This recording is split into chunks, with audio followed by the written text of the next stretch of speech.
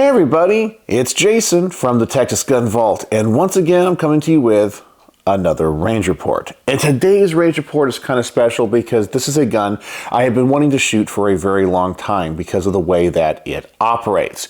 You guys probably know it. It is the CMMG Banshee. This particular example is on loan to the channel from a local subscriber named Mark. It is chambered in 9mm. It accepts Glock magazines. The receiver says it is the MkGs. I just know it as the Banshee. It's a beautiful pistol. It is finished really well. Quite a unique gun, and there are quite a few differences between your standard AR-9 and this gun. But before we dive into those differences, I of course want to thank all the people that make this possible. As I've already mentioned, Mark, my local subscriber, who lent this to the channel. I want to thank my Patreons as always. You guys know I'm a demonetized channel and they help keep the lights on around here. So thank you, Patreons. It means so much to me that you enjoy the work that I do around here. And I also want to thank the person that provided all of the ammunition for this range report, and that is another Mark from Brownworks. You guys have heard me talk about him in every one of my range report videos recently. He is my sponsor who provides all of my ammunition. And if you have not heard of Brownworks, Brownworks is a company that makes fine custom wood grips for a very wide variety of firearms, from 1911s and Beretta 92s to CZs, and even harder to find grips for guns like the Rock Island 2011 series. He is a great craftsman who can make a wide variety of different types of grips for a wide variety of different types of guns in different finishes and styles, adding custom logos. He can do whatever you need. I can tell you, I've been shopping around for custom grips in the past, and a lot of times you just have to buy what they have in stock, what they have available and what they make. How is Brownworks different? He can make and custom engrave any grip that you want. You call him up and go, hey, I need grips for this gun. I need them to look this way. I need them to have this finish, and I want this logo. And he will make them. He will design them for you. It is a one-stop shop for all of your custom grip needs. So if you want to support him because he supports the Texas Gun Vault, it would mean a great deal to me. And you are supporting the people that help keep all this firearms content on YouTube as they demonetize us. So please go check out Brownworks. I'm going to put a link in the description below and in the comment section. Go see what he has to offer and use the discount code to get a discount for your first set of grips from Brownworks. So now, what makes the CMMG Banshee so different than many of the other AR-9s on the market? And it all has to do with the operating system. CMMG calls this the Radial Delay System. Now, why would they create a completely different operating system than all of the other AR-9s on the market? Well, it's because the AR-9s essentially taking an AR-15 and shoving a mechanism that can accept a 9mm in it causes some problems. This gun is designed for a rotating bolt gas operated system chambered in 5.56. But in order to make this gun work well, and by the way, this is my own personal Colt SMG, it's the civilian version of it, so it's semi-automatic only, and this is a registered SBR. The receiver actually says AR-15 9mm carbine. In order for this gun to work, you have to make sure that the bolt, well, it's really the bolt carrier, because there's no separate bolt in it, it's all milled together, is extremely heavy. The buffer system has to be extremely heavy, and that is because this is direct blowback. So when the round goes off in the chamber, you have to have enough mass, weight, and inertia back here to keep this bolt closed as long as possible until the pressures are at a safe level. Therefore, the gun can cycle the action, but you feel a lot of that recoil. If you ever get to shoot one of these side by side with an MP5, you definitely feel it. I actually think these guns recoil almost as much as a real AR-15 in 5.56. It just has a lot of recoil. It's very manageable, but it definitely has a little bit of thud to it for a 9mm. You don't think a gun this heavy is going to recoil that much, but that's just because it is a direct blowback system. Now, many companies will try to come up with different gizmos and gadgets to alleviate that if they want direct blowback. For example, B&T uses a hydraulic buffer system. It really does work. Other companies, though, will come up with some type of locking mechanism, the most famous of which, of course, is the MP5, which uses the roller delay system. But to shove a roller delay system into this upper receiver is kind of hard. There's not a lot of mass within the upper for you to mill out those components, and the roller delay system is quite complex. So what CMMG did is essentially they took the bolt carrier from an AR-15, and it has the rotating bolt. They added a spring and cut the lugs in a different way. So as the bolt carrier reciprocates into the receiver, it actually unlocks and it rotates just like a standard AR-15. Therefore, it keeps the action closed long enough that you don't need the extra weight, the extra buffer, and it really dampens the recoil. And I think from a mechanical and manufacturing standpoint, it's not that much more difficult to make. The roller delay system is very complex. It has a lot of small parts. You have to have extra cutaways in the receiver for those rollers to go. But this system essentially uses the same dimensions as a 5.56 bolt carrier, and it just cuts them a little bit different way.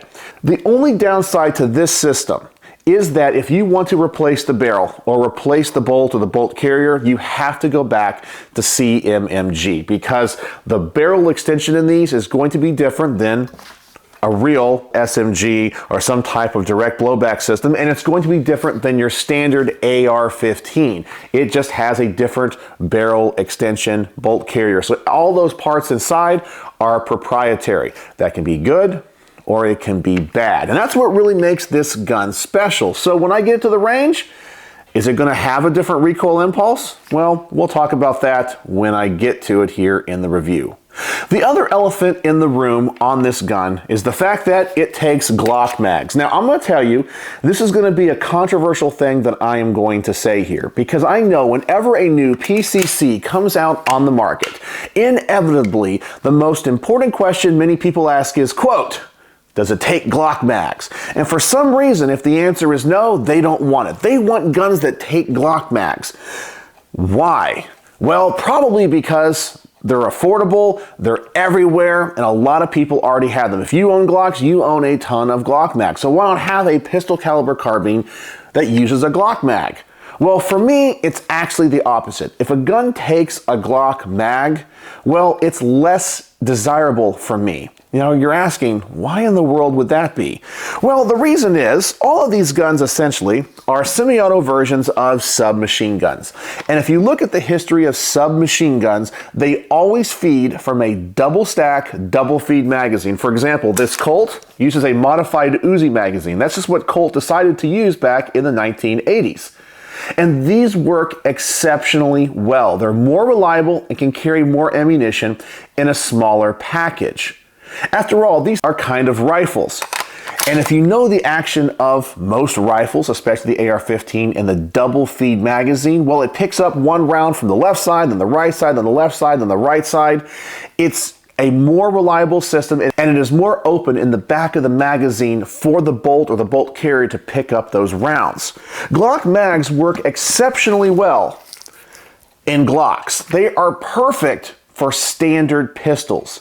But in my opinion, when it comes to PCCs or pistol caliber carbines, having the double stack single feed magazine really forces the machinist to make the bolt where it picks up the round from the magazine to be very thin.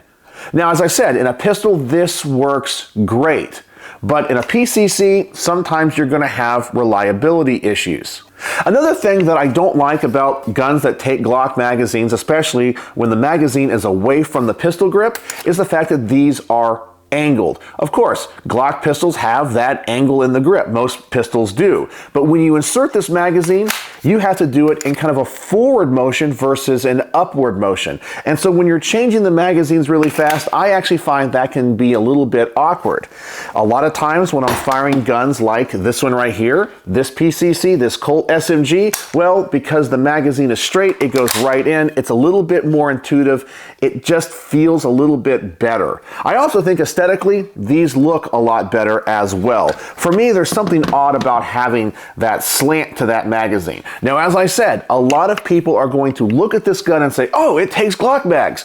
And that's going to be the big selling point for them. For me personally, I actually desire it less. Now, that does not mean I wouldn't buy this or don't want one. That's just the selling point that a lot of people are going to turn to. For me, it's like, it takes Glock mags. They really need to have a more proprietary magazine or use more available magazines like the MP5 or the B&T APC series or even the Colt SMG style of magazines. I think those are going to be just a little bit more reliable. They're going to hold more ammunition, and I just think they look better. So quickly, let's talk about the things about this gun I like and don't like. First off, this particular example and this particular model is extremely short. This thing feels like a PDW. I love how small and compact this is. Even when I extend the pistol brace to its fullest length, this thing is very small. It kind of feels like a MP5K. It's a very small, compact package, and I can see where maybe somebody wants to use a gun like this for home defense or as a truck gun. This thing is extremely compact, but it definitely feels robust and big, that you know you're not holding something cheap, but it is such a small package.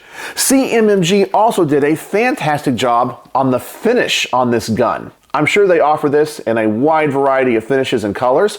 This particular one is a silver, maybe it's like a titanium or a gunmetal gray. I'm not really sure what they call it, but they did an exceptional job on the anodization of this particular firearm. It looks great.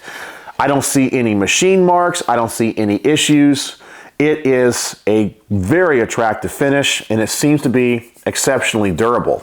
I like their little handguard they have out here. It's very small. As I said, this is a very short gun. It seems to be on there very, very tight. I like the M-lock slots on the 3, 6, and 9 o'clock positions. You have the pick rail on the top. That is very attractive. The barrel is threaded, and of course it has all of the controls of your standard AR-15. So the manual of arms is exactly the same, and that's another huge selling point for people like myself. And of course, the thing I really like the most about this is that radial delay system. I'm just a geek for wanting to know and learn and collect all the different types of operating systems that a gun can have. So what do I not like about this gun? Well, except for the fact it takes Glock mags, it's got to be hands down the trigger. The trigger on this gun is not very good. It feels like a bad mil-spec trigger. Now, I knew CMMG from a long time ago when I was building ARs. And when I started building ARs, I was always, of course, on a budget. And CMMG always had those little mil-spec trigger kits that you could buy. They weren't the greatest trigger in the world, but they worked. They have a lot of creep and take up. They're not crisp like a Geisley. I guess you would say they're mil-spec. I look at them as being a little bit sloppier than mil-spec, and unfortunately, I think this gun has that same type of trigger in it. Let me clear the gun here and make sure it is not loaded. I'm going to pull that trigger, and man, it has a lot of creep. I really feel like if I own this particular gun, man, that's a long reset. It's just sloppy. It has a lot of weird take up to it. The first thing I would change out on this would be the trigger. I would probably upgrade it to some type of Geisley or another trigger system that you particularly like, because I believe this takes just a standard AR trigger. And that can be a good thing. That's one of the things about this gun that I do like, is that it can take a wide variety of AR-15 parts because they're interchangeable. So I would definitely upgrade the trigger. But if you're gonna shoot it stock, the trigger is not very good in it, in my opinion. So I've been babbling on here for a while talking about this gun. I can go on forever. Let's go ahead and get some range time on this thing. This is gonna be the first shots on this. I'm just gonna put the target out at 10 yards. I believe it's going to be about 20 rounds.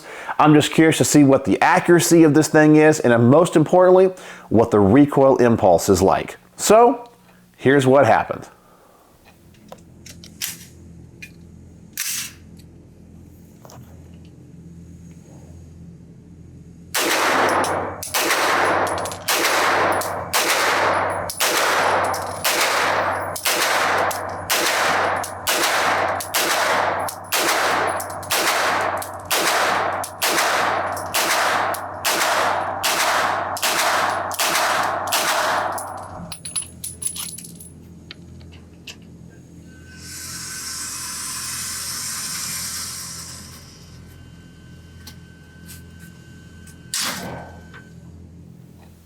Okay, so after shooting this gun, I am impressed beyond words. This gun is exceptionally accurate. Now, PCCs for me are my favorite type of gun. I shoot them really well. This gun is exceptionally accurate, as you saw. I am blown away by that. I am also really impressed by the radial delay system. This is an exceptionally soft shooting firearm. It might not be as smooth as an MP5, but dang is it close. It is definitely a lot better than a standard direct blowback system. So I am extremely impressed with this. I definitely felt the difference. So just shooting this thing, man, it already gets high marks from me. A couple of things though that I want to talk about, once again, that I don't like is the trigger. After actually shooting this, yeah, it's kind of a blah trigger. It's not terrible. It's just not very good. And finally, I want to talk about the ejection pattern of this particular gun. Now, CMMG does not close up the ejection port. They claim it helps reliability. One of the things that Colt did when they designed their SMG is they shortened the ejection port, and I put this little shell deflector on it. Here, I'll show you what that looks like. You can kind of see that the dust cover is cut. And the reason for that is because 9mm is such a short case as compared to this ejection port, they were having the shells go everywhere. Sometimes they would come back and hit the shooter in the face, especially if they were a left-handed shooter. It was just a bad idea. There was just too much room in there, and the shells were going everywhere when they were extracted. Now, CMMG says this helps with reliability, but I noticed that the ejection pattern was everywhere. Becky even said sometimes they were going to the 3 o'clock position, sometimes they were coming back and hitting her, sometimes they were even going forward. It was all over the place. I actually think that CMMG needs to work on this ejection port and kind of shorten it up a little bit. I know why they keep it this size, because it is easy to manufacture, and probably this upper receiver is just a stock AR-15 upper receiver. So they don't have to do anything special to it like Colt does. That adds an extra step and, of course, extra cost. But I definitely think something needs to be done just to make sure that that ejection pattern is a little bit more even. All right, so now that I've shot it once, got my first impressions, and blown away by the accuracy, well, I'm not going to do what I call the accuracy portion. It's not really where I bench rest the gun, and I already got high hopes for this gun being very accurate. I'm going to double the length of this target. I'm going to put it out to 20 or 25 yards. I'm going to go for the head of this IDPA target and see if my group opens up too much. We're going to see how accurate I can really shoot this gun. And by the way, the red dot I'm using today is a 6-hour Romeo 5. This is also provided for the review by Mark. So thank you, Mark. I appreciate it. This is actually a pretty darn good optic. One day I need to do a review on these SIG Romeos. All right, so let's put the target out, 25 yards, 20 more rounds. Let's see how I do.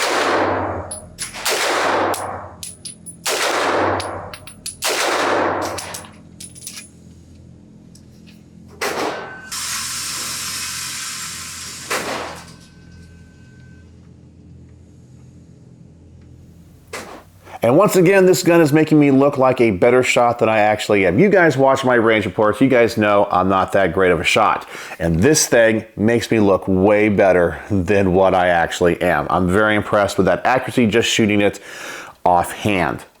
The more I shoot it though, I gotta say at first I didn't like the fact that it has such a short length of pull. I'm kind of a bigger guy. Yeah, I got the big old dad bod. I am 6 foot tall. Sometimes these smaller guns with the shorter lengths of pull aren't as comfortable. This one is actually pretty darn good. As I said, it feels like a PDW.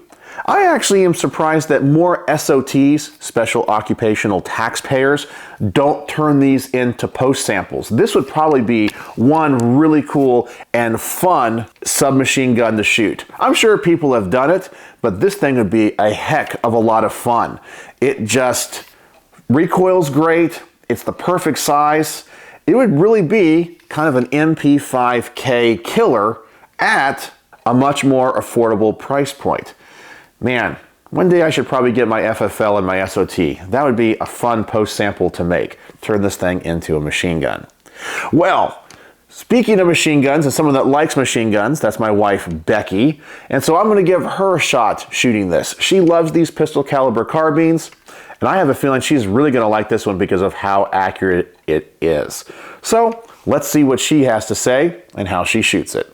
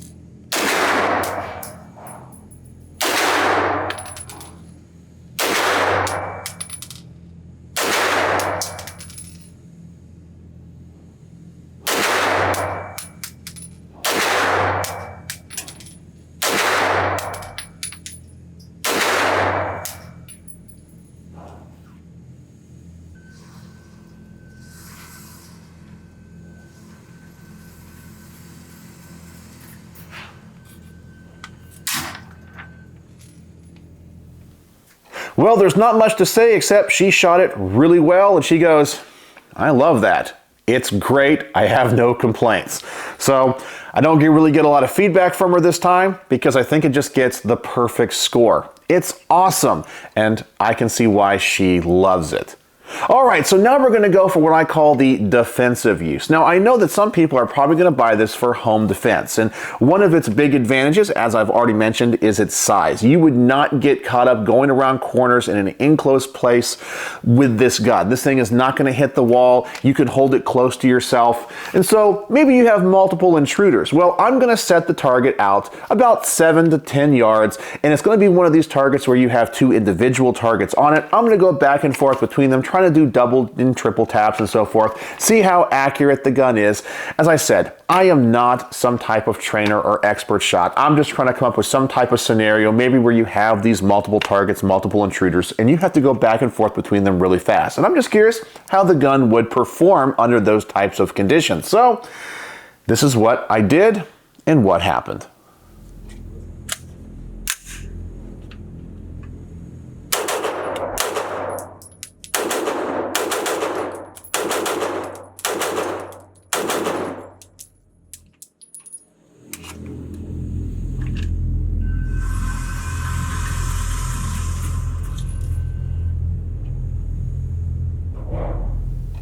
So this gun is easy to shoot. It is easy to get on target, especially with a red dot optic like this. It is super accurate, very fun to shoot. I can see why somebody would want to use this as a home defense gun. So I like it, and it gets high marks from me. Well, before I give you guys my final thoughts, I know some people are going to be asking, Jason, can I see the obligatory mag dump? Well, yeah, here you go.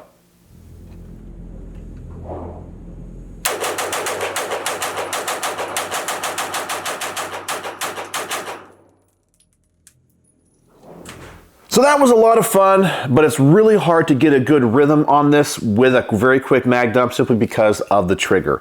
That's really going to be the main issue for me, the only detraction from ever picking up one of these, but of course I can change it out. I just hate the idea that you spend so much money on what really is such a nice and well-built gun, only to have to go drop a couple $100s to get a decent trigger in this thing. But if this thing had a much better trigger, it would probably be almost a perfect range report. Well, maybe with the exception of the Glock Max, but that's my own personal preference. And if you disagree with that, don't hate me. Don't go in the comment section and go, oh my gosh, Jason, you are an absolute idiot. Don't worry, this is just a personal preference thing. I just prefer PCCs that use different types of magazines than the Glock mags. But besides that, the gun is absolutely outstanding. It is super accurate. It is well built. It has the manual of arms of an AR-15. I just feel right at home with it. The dimensions of this particular example being so short, it's perfect. It fits my hand, my body great. It's a lot of fun to shoot, which is a hugely important aspect of any gun that you want to own, in my opinion. Because if a gun is fun to shoot, you're going to go to the range, you're going to use it and become more and more familiarized with it and become a better shot with it. So a gun that is fun to shoot is one that I think you want to own. And this gun definitely has the fun factor. It has the accuracy factor. It has the well-built factor. It has, I don't know, just the cool factor because it has the radial delay system. This thing checks so many boxes for me. So wow, what an outstanding gun. This thing shot better than I was expecting. I would just need to change that trigger. So on my star system, how would I rank the CMMG Banshee in 9mm in this very short configuration? Well, I would give this thing 4.5 stars out of 5. It just has that trigger issue. And CMMG, I know, makes great stuff. I just wish their triggers were a little bit better. I don't want to have to buy a gun and then immediately go home and change it out. But besides that, it ran flawless. It is an awesome gun. So thank you, Mark, for letting me borrow this for the channel and having a chance to shoot it. It has been a lot of fun. And I have to say, on my desirability ranking, the CMMG Banshee has definitely gone up on that list. Will it be the next gun I buy? Probably not. But if I ever find one in the right color, the right configuration, the right caliber, I would definitely give it a very strong look. So there you go. My range report, opinions, and thoughts on the CMMG Banshee. Do you guys own one of these? Have you ever shot one of these? What are your experiences like? Do you agree or disagree with some of my assessments? I know I'm going to get a lot of hate for that Glock bag comment, but that's okay. So let me know what you think in the comments section below. And as always, thanks for watching. As you can see, the gun is very inaccurate. I only hit the target one time. And obviously I must have missed all of the others.